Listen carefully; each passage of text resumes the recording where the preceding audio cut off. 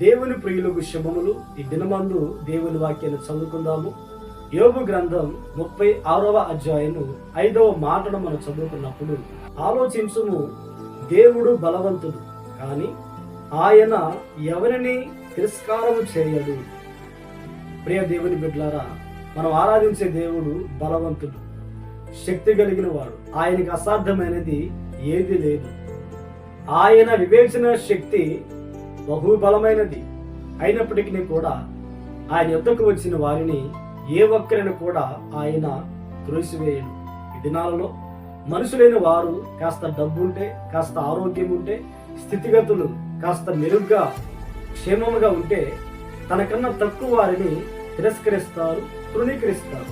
ఈ దినమందు ఈ మాటలు వింటున్న నీవు నీ కుటుంబ ఆత్మీయ స్థితిగతులను బట్టి మనుషుల చెంతకి వెళ్ళినప్పుడు త్రోసివేయబడ్డావా, తృణీకరించబడ్డావా, తిరస్కారం నుండి ఉన్నావా? అయితే దేవుడు 2 చేతులు చాచి నీ వైపు చూస్తా ఉన్నాడు. నీవు ఆయన్ను ఆశ్రయించగలిగితే, ఆయన యొద్దకు నువ్వు రాగలిగితే, నీ సమస్యలు ఆయనకు చెప్పుకోగలిగితే, నిన్ను త్రోసివేయక చేర్చుకొని నీ సమస్యలకు ఆయన పరిష్కారాన్ని కలిగిస్తాడు.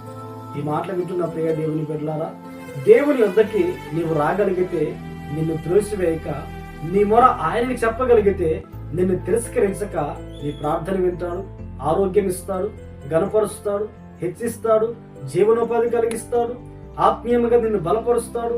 దేవుడు నిన్ను ఉన్నతమైన స్థానంలో నిలబెట్టి అనేకులకు దీవెనకరంగా ఉంచునుగాక. ఆమేన్, ఆమేన్.